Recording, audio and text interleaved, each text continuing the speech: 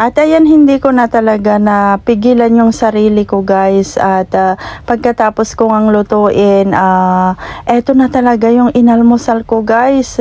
Sa ayaw nyong, sa gusto nyong maniwala o hindi kung ano ba yan. Basta eto na yung inalmusal ko guys. Tignan nyo, grabe, ang taba niya guys. Ang taba niya, ayan, o diba?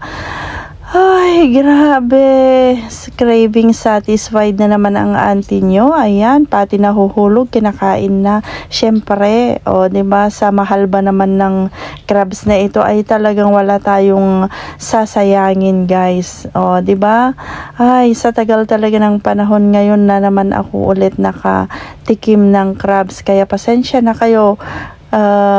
Pag makikita nyo bawat sulok ay talagang kinukot-kot ko dahil grabe.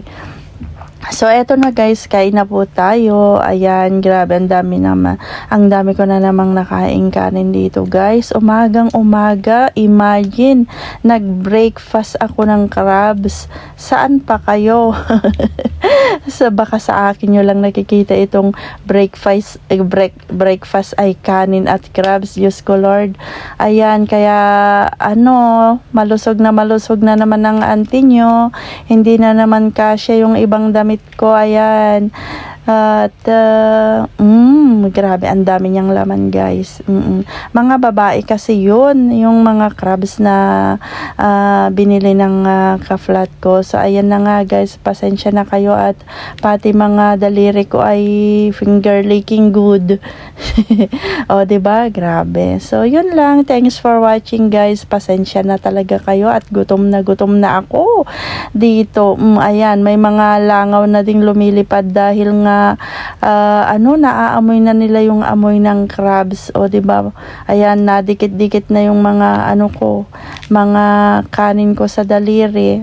Pasensya na kayo, ganito talaga ako kumain guys, laging nakakamay. So yun lang, thanks for watching and have a good day. Sa mga magde-day off po, ingat-ingat po kayo lagi. Ayan, magpakabusog po kayo sa day off kasi alam ko marami din sa ang mga kagaya naming caregivers na pagbalik sa trabaho hindi na makakain ng mga Pinoy foods kasi nga minsan ay ayaw ng mga amo, yung mga amoy, diba? So habang nasa day off po kayo, yun po ang kainin nyo, mga bawal na kainin sa trabaho, diba? Pagbigyan ang sarili, ika nga.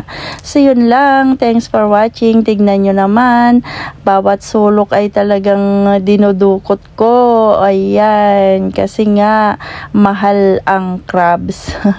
O diba? Bye bye! See you sa next video ko.